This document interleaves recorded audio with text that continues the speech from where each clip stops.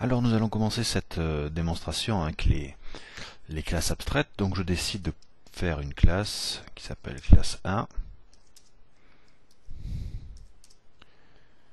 avec une méthode publique void m1 qui sera en charge de faire quelque chose.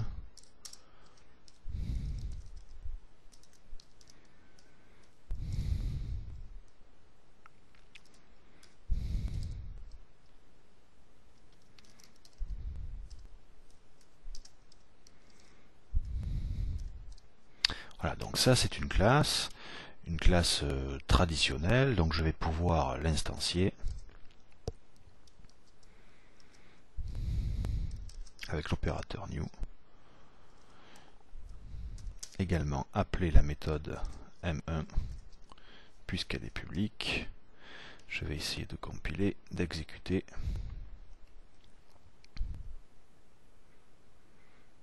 Donc il n'y a pas de souci, le code fonctionne. Je peux instancier ma classe et je peux appeler la méthode qu'il y a dessus. Donc maintenant je vais changer 2-3 petites choses.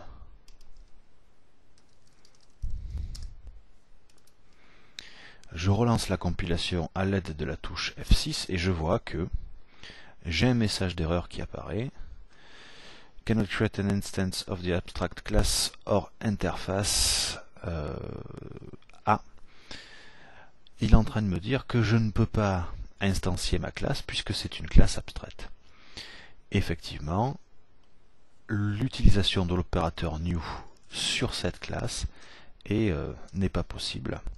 Par contre, je suis tout à fait capable de déclarer un pointeur de type A qui sera plus tard alloué sur un autre type de classe. Un peu comme j'aurais pu le faire à la méthode des interfaces ou de toute construction de type polymorphe.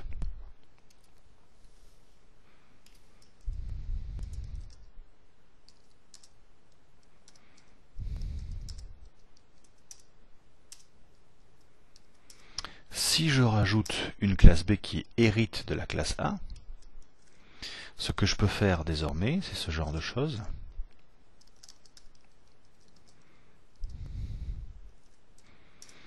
Étant donné que B hérite de A et que M1 est public, je suis capable de récupérer ma méthode M1. Ce que je peux faire également, c'est donner une autre définition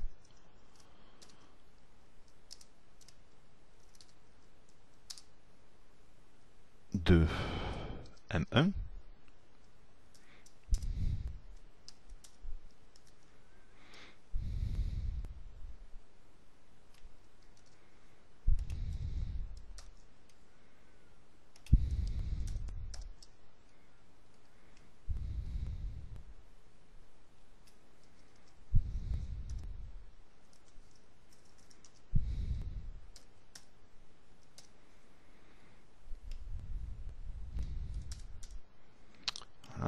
je gagne un petit peu de la place.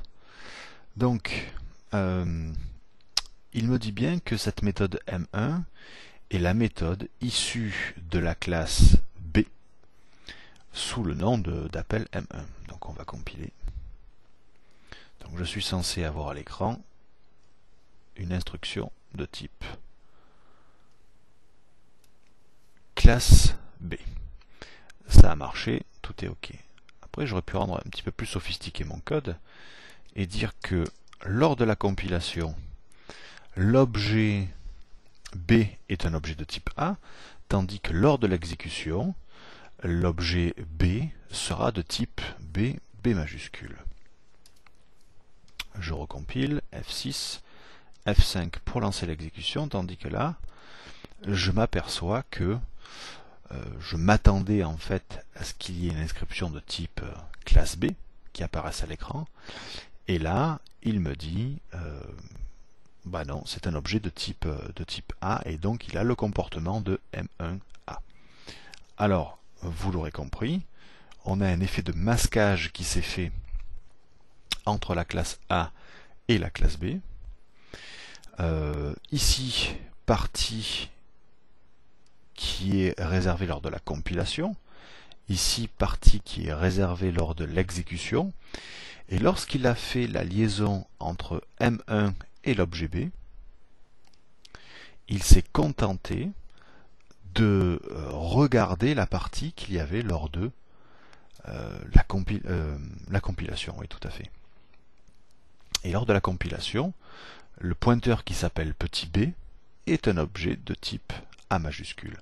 Donc forcément, lorsqu'il a fait la liaison entre M1 et l'objet B minuscule, ben, il est allé chercher la méthode M1 de la classe A. Si je ne cherche pas à avoir ce genre de comportement et que je tiens absolument à tenir compte du typage lors de l'exécution de mon programme et non pas lors de la compilation, je vais devoir dire que ma méthode M1 est une méthode virtuelle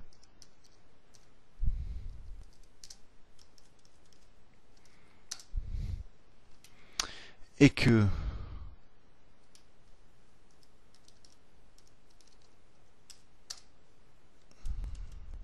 il ne faut pas que je fasse de faute, évidemment. Voilà.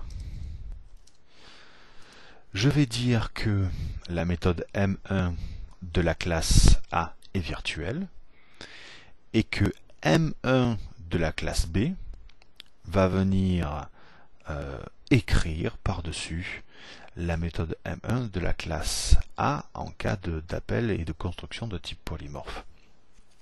Nous allons recommencer notre compilation, notre exécution, et cette fois-ci, c'est effectivement la classe B qui est appelée.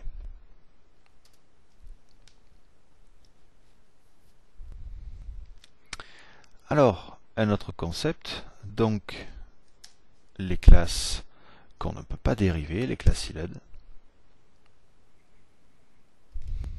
Je vais redonner un état initial.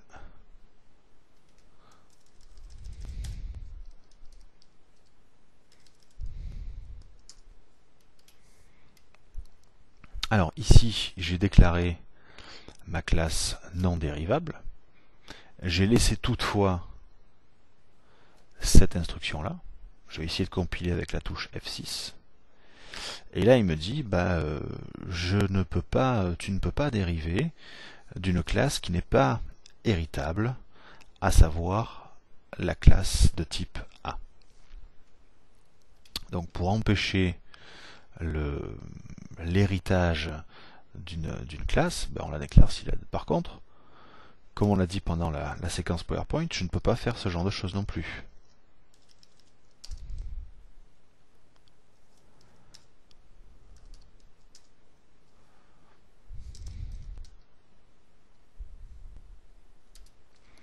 Ça serait même un non-sens, puisque une classe qui est abstraite a absolument la nécessité d'être dérivée, et une classe de type sciled empêche la dérivation. Donc c'est un non-sens, c'est un contresens. Donc ce n'est pas possible d'avoir à la fois une classe qui soit abstraite et une classe qui soit non dérivable.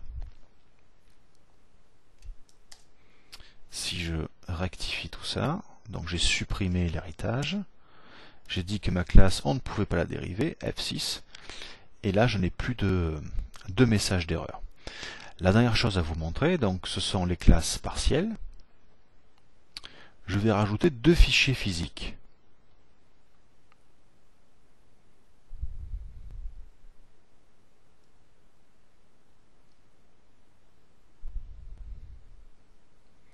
Ce fichier physique va s'appeler part1 classe 1. La deuxième partie va s'appeler classe part2 classe 1.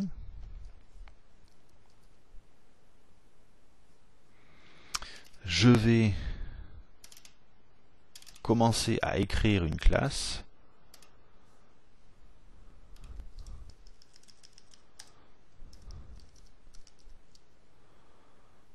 ici. Cette classe, je l'appelle la classe AB, avec une méthode publique void M1 qui ne fera pas grand chose. Voilà qui est fait, je vérifie à la compilation, ça se passe bien. Et je vais partir dans mon fichier physique numéro 2.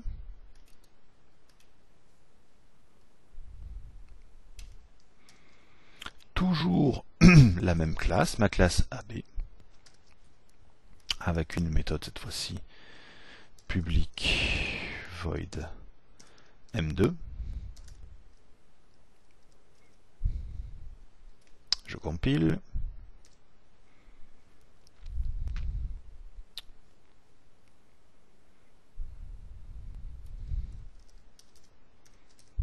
Si j'oublie le plus important, évidemment, ça ne va pas le faire.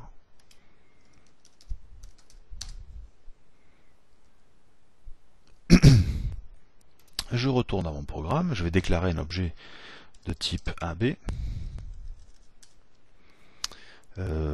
Namespace partial.